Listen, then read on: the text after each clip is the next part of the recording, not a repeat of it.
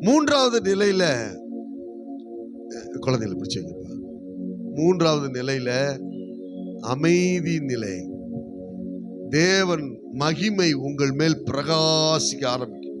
அந்த மகிமை உங்களை ஆட்கொள்ள ஆரம்பிக்கும். தேவன் உங்களை ஆட்கொள்ள ஆரம்பிப்பார், உங்களை நிரப்ப ஆரம்பிப்பார். நீங்க அப்படியே அமைதியா இருப்பீங்க. கண்கள்ல இருந்து தார தாரையா ஊத்திக்கிட்டே இருக்கும். ஏன்னா ரொம்ப பக்கத்துல போயிட்டீங்க.